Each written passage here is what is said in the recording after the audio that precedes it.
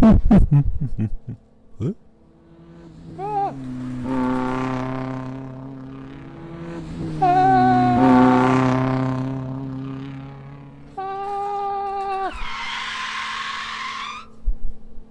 Welcome to Iwana.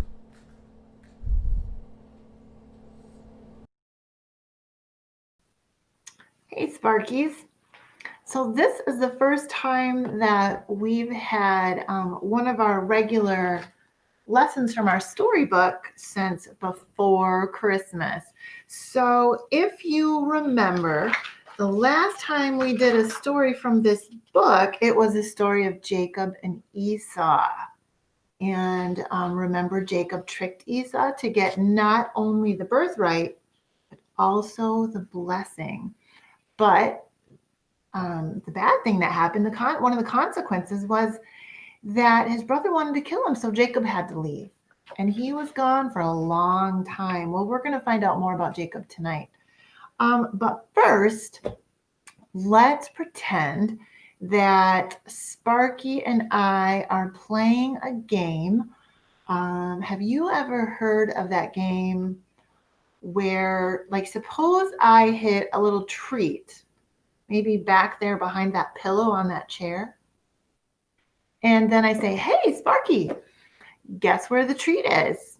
You can look in different places and I'll tell you if you're getting warmer or if you're getting colder. And then Sparky starts looking and he walks towards that pillow back there. And I say, oh, you're getting colder. Would that be true? That would not be true. I would be tricking Sparky. Suppose I kept tricking him. Suppose Sparky walked over and he started looking in that basket right there. There's a bunch of music books in there. And suppose I said, oh, you're getting warmer. Oh, you're getting warmer. Ouch, you're hot. Sparky's going to think that that's where the treat is. But it's not. I tricked him. I was leading him in the wrong direction. Um, Eventually, if he wanted the treat, I would have to tell him the truth, wouldn't I?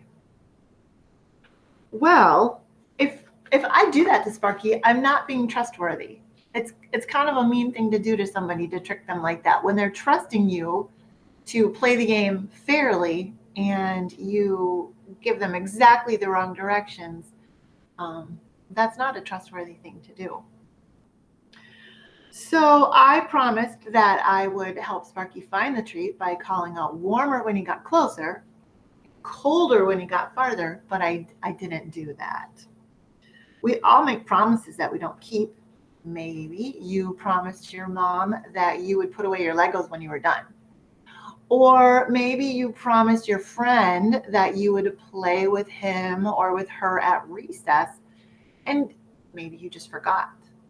Or maybe something came up, like if it was recess, maybe a teacher made you stay inside and finish up something that you were working on. Maybe it wasn't your fault at all, but still, you broke a promise. We all do that. Maybe an adult, a teacher or a grandma, maybe somebody broke a promise to you. It happens to everybody. Not rarely, it happens often. We don't mean for it to happen, but it does. We all break promises. Sometimes it's our own fault. Sometimes something happens and we can't help it.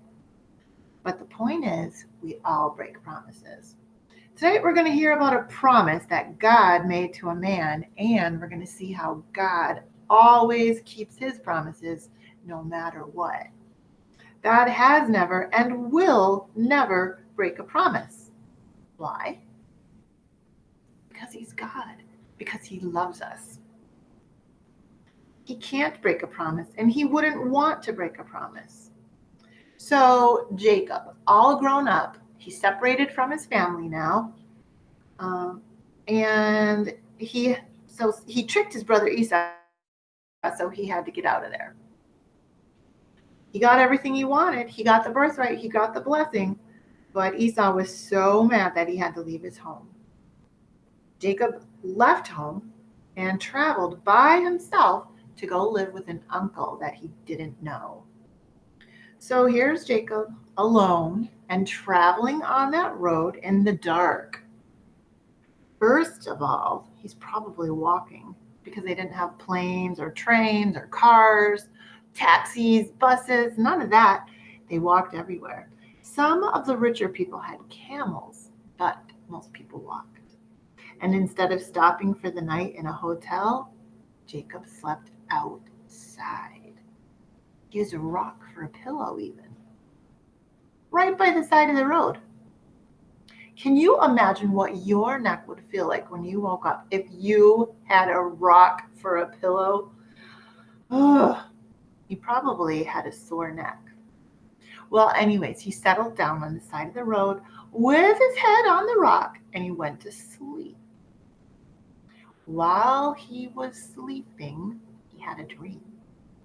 And in his dream, he saw a humongous ladder that went from earth all the way up to heaven. There were angels going up and down the ladder, and God stood at the top of it.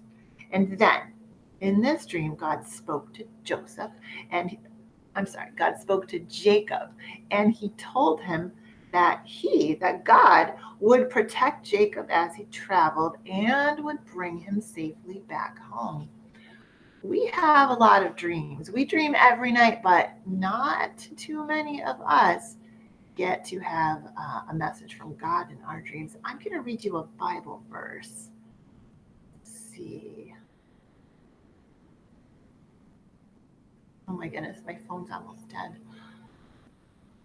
Okay, this is Genesis chapter 28. So it's the first book of the Bible. That's where the story of Jacob is.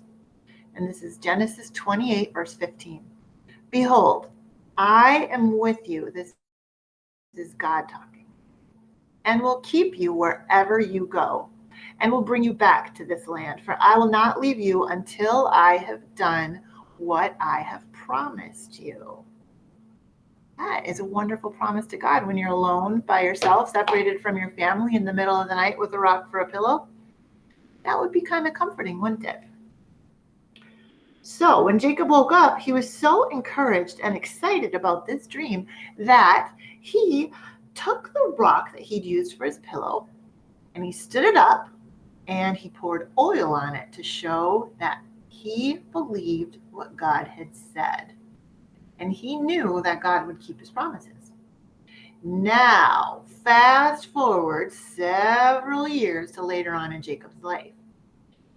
He left the place where he had that dream and he traveled to his uncle Laban's house. And while he's there, he works in the fields with animals. After 20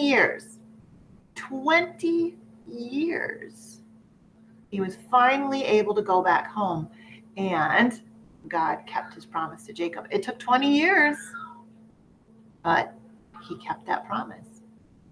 God never told Jacob how long it was going to take him to get back home or when he was going to be able to go back home, but he promised that Jacob would be able to go back home. It just took a long time to happen. God kept his promise to Jacob, just like he will keep his promises to us.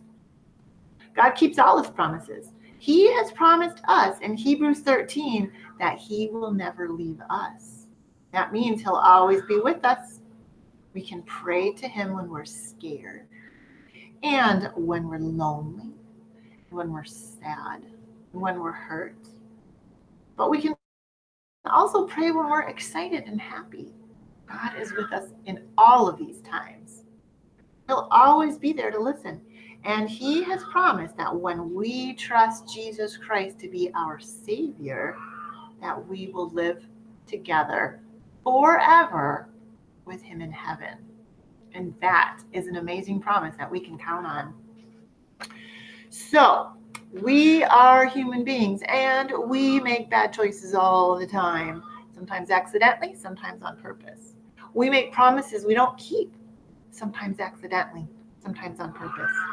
But God is perfect, and every promise he has ever made is true.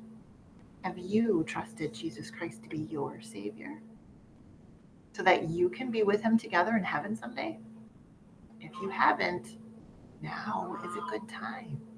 And if you have, yay, awesome. Then I will see you in heaven someday.